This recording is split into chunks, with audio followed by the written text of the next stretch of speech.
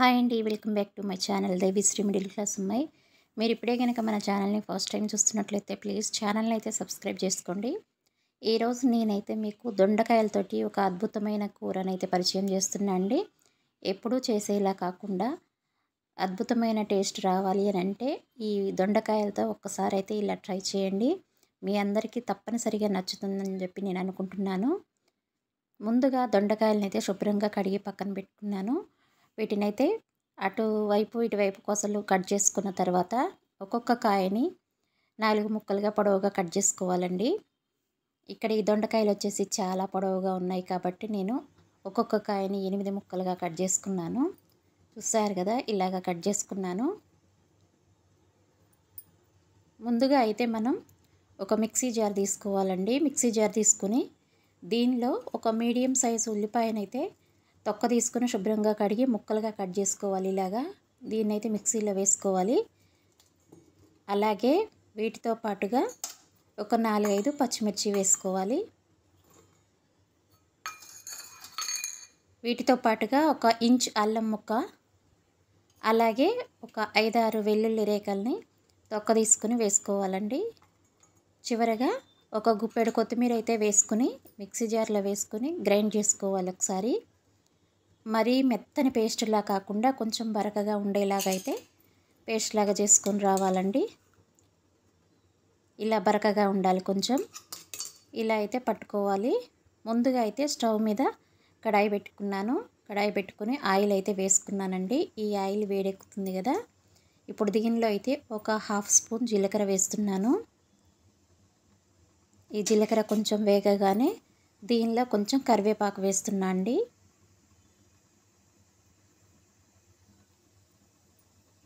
ఈ కరివేపాకు కూడా వేసి ఇవి రెండు వేగిన తర్వాత ముందుగా దొండకాయ ముక్కలు కట్ చేసి పక్కన పెట్టుకున్నాం కదా, వాటిని అయితే కొంచెం పచ్చివాసన పోయేంత వరకు అయితే మనం ఫ్రై చేసుకోవాల్సి ఉంటుంది. ఇప్పుడు దీనిలో దొండకాయ ముక్కలు వేస్తున్నాను. ఇవన్నీ వేసుకుని చక్కగా కలిపేసి పచ్చివాసన లేకుండా పోయేంత వరకు అయితే నూనెలో వేయించుకోవాలండి దొండకాయ ముక్కల్ని.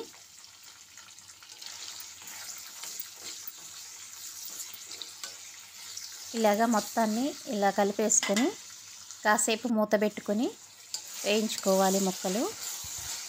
అప్పుడు దానిలో ఉండే పచ్చివాసన అంతా పోతుందండి. లేదంటే దొండకాయలు పచ్చి పచ్చిగా అనిపిస్తాయి. ఇలాగా ఒక 4-5 నిమిషాలు అయితే వేయించుకోవాలండి. చూస్తున్నారు కదా, ఇక్కడ ఆల్మోస్ట్ చాలా వరకు అయితే దొండకాయ ముక్కలు మగ్గిపోయాయండి. ఇంకింతకంటే ఫ్రై చేయొద్దు దొండకాయ ముక్కల్ని.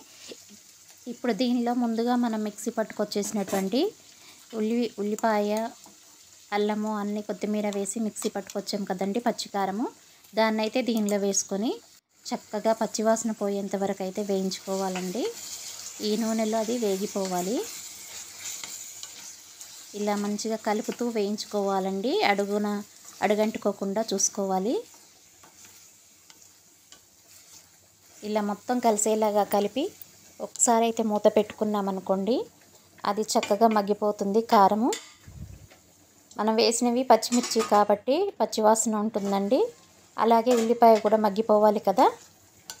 ఇలాగా కలుపుతూ వేయించుకోవాలి. మధ్య మధ్యలో కలుపుతూ వేయించుకోవాలి. అలాగే కాసేపు మూత పెట్టామనుకోండి మంచిగా వేగిపోతుంటవి. ఇక్కడ దొండకాయ ముక్కలు అలాగే ఉల్లిపాయ, పచ్చిమిర్చి మొత్తం కారం అంతా మగ్గిపోతుందండి. ఇలాంటి టైంలోనే మనం దీనిలో కొంచెం పసుపు అయితే వేసుకోవాలి. ఒక 1/2 స్పూన్ పసుపు అయితే వేస్తున్నాను. ఈ పసుపు వేసి పసుపు కూడా కలిసేలాగా కలుపుకోవాలి. అలాగే కూరకి టేస్ట్కి సరిపడా సాల్ట్ అయితే ఇప్పుడే వేస్తున్నా అండి. ఎందుకంటే ఇది అడుగంటిపోకుండా ఈ సాల్ట్ వేసామనుకోండి ఇంకా ఈ కారం చక్కగా మగ్గిపోతుంది. ఈ పసుపు, ఉప్పు వేసిన తర్వాత మూత పెట్టేసి ఒక 2-3 నిమిషాలు అయితే మగ్గించుకోవాలండి. ఇప్పుడు చూద్దాము. చూస్తున్నారు కదా, ఉప్పు వేయటం వల్ల కొంచెం వాటర్ కూడా వస్తుంది కదా, అందులో మంచిగా చక్కగా మగ్గిపోతున్నాయి. ఆల్మోస్ట్ దొండకాయ ముక్కలు చాలా వరకు అయితే మగ్గిపోయాయండి. ఇప్పుడు మనం దీనిలో ఒక 2 టేబుల్ స్పూన్ల పెరుగునైతే వేసుకోవాలండి. ఉండలు లేకుండా మంచి చక్కగా చిలికినటువంటి పెరుగు ఉంటుంది కదా, ఒక 2 స్పూన్ల వరకు వేసుకుంటే సరిపోతుంది. ఇది మంచి టేస్ట్ని అయితే ఇస్తుందండి దొండకాయ కూరకి. అలాగే దీనిలో మనం పచ్చిమిర్చి ఒక 4, 5 వేసాం కదండి, కారం సరిపోదు కదా, మన టేస్ట్కి సరిపడా కారం అయితే వేసుకోవాలి. నేను వేసిన పచ్చిమిర్చి అయితే కారం లేవండి, అందుకే ఇక్కడ 1½ స్పూన్ వరకు కారం అయితే వేస్తున్నాను నేను. ఒక స్పూన్ వేసి కొంచెం వేసానండి. ఆల్రెడీ సాల్ట్ వేసుకున్నాం కదా, ఇంకా దీనిలో కొంచెం గరం మసాలా పౌడర్, ఒక పావు స్పూన్ గరం మసాలా, కొంచెం ధనియాల పొడి వేసుకొని చక్కగా కలిపేసుకోవాలి. ఈ మసాలాలు కూడా చాలా తక్కువ వేసుకోవాలండి, ఎక్కువ వేయొద్దు. అసలు అమోఘమైన రుచినిస్తుందండి ఈ కూర, మాత్రం చాలా బాగుంది. ఒక్కసారి అయితే ట్రై చేయాల్సిన రెసిపీ అండి, చాలా బాగుంటుంది. ఇప్పుడు దీన్ని చక్కగా కలిపేసుకొని ఒక్క నిమిషం మూత పెట్టామనుకోండి, ఈ కారం కూడా పచ్చివాసన లేకుండా పోతుంది. అలాగే ముక్కలకి ఉప్పు కారం అనేది బాగా పడుతుందండి.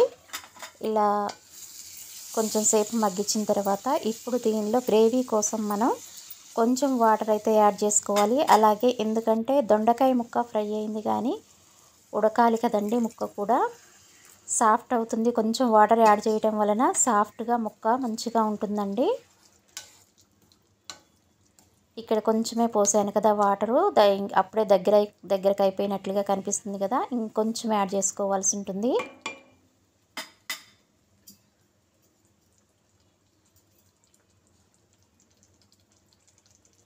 ఇంకాస్త వాటర్ అయితే యాడ్ చేస్తాను నేను దీనిలో. యాడ్ చేసేసి ఒక 2-3 నిమిషాలు మూత పెట్టేసుకుని అలా వదిలేసామంటే కూర అయితే రెడీ అయిపోతుందండి. దొండకాయ ముక్కలు కూడా సాఫ్ట్గా ఉడికిపోతాయి. ఇప్పుడు మూత పెట్టేసుకుని అలా వదిలేద్దాము, ఒక 2-3 నిమిషాలు అయితే వదిలేద్దాము. ఇప్పుడు చూడండి, మనం వేసిన వాటర్ అంతా కూడా ఇంకిపోయి ఆయిల్ అయితే చుట్టూతో పైకి తేలుతుంది కదండి. అడుగున కూడా అడుగంటుకోలేదండి.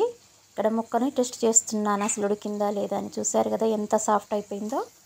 మనం పెద్ద ముక్కలుగా కట్ చేసుకున్నా ఊరికినే ఉడికిపోతుందండి. చూసారా, ఈ కర్రీ రెడీ అయిపోయింది అనడానికి మనకి ఇలా ఆయిల్ చుట్టూతా తేలితే అది రెడీ అయిపోయిందని అర్థం అండి.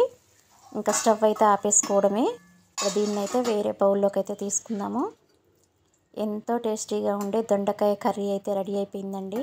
ఎప్పుడూ ఒకేలాగా ఫ్రైలాగా కర్రీలాగా కాకుండా ఒక్కసారి అయితే ఈ టైప్లో ట్రై చేయండి, మీకు కూడా చాలా బాగా నచ్చుతుంది. ఎంతో టేస్టీగా అయితే ఉందండి. దొండకాయ పచ్చికారం కర్రీ అయితే రెడీ అయిపోయిందండి. Thank you for watching.